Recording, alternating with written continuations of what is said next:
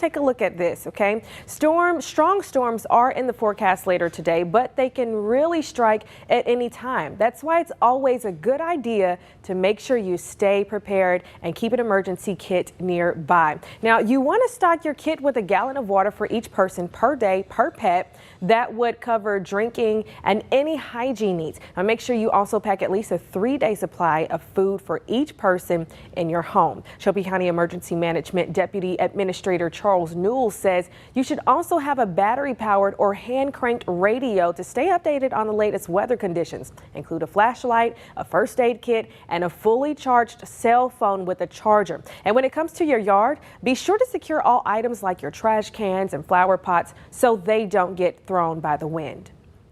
Also, if you do get a weather alert, don't ignore it. Always keep an eye on the weather and know what to do if strong storms move into your neighborhood. Back to you.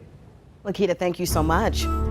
Now, continuing our storm coverage, crews with the city of Memphis and MLGW are preparing for heavy rain. On Monday, teams spent time checking and clearing storm drains in areas that are more likely to flood. City leaders are now asking you to help them by clearing out drains on your own street. Public Works also double-checked its number of available chainsaws and trucks for storm cleanup. MLGW crews are prepared to work adjusted hours into Wednesday if needed. We're all about doing everything we can in advance. Like I said, with our equipment, getting out in the field, clearing many storm drains as we can, making sure everything's ready to go. And then obviously we're going to be staffing because it is going to happen after normal business hours. So there'll be an overtime configuration. So we're going to have to work through that and get people in at the right time. MLGW is reminding you to have an emergency kit with bottled water and packaged food, but also charge your phones, get your flashlights and your batteries, and it's a good time to have a weather radio. Good advice there. Well, with the threat of gusty winds later today, it is time to start thinking about the best ways to prevent tree damage to either your house or your car. Wind gusts could be as high as 60 miles an hour in the strongest storms today. A tree limb removal expert says you should get the trees around your house inspected once a year and after every strong storm.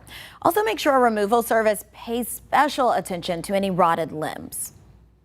The best thing you can do is to have a professional come out every year. If you know, I know it's expensive and it's easy to put those things off because of the expense, but it's a good idea just to have somebody come out and look, somebody reputable who's not going to just get you to cut stuff down for no reason.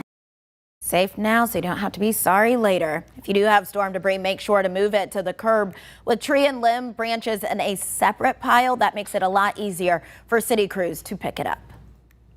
Now, in case tonight's storms do cause some damage, here's a few reminders this morning. If one of your trees falls on your car, your auto policy would cover it, not your homeowner's insurance. But if a tree falls on your house, it is your homeowner's insurance and your responsibility. If your neighbor's tree falls on your home, it is still your responsibility unless you can prove that your neighbor knew their tree was a threat before the storm.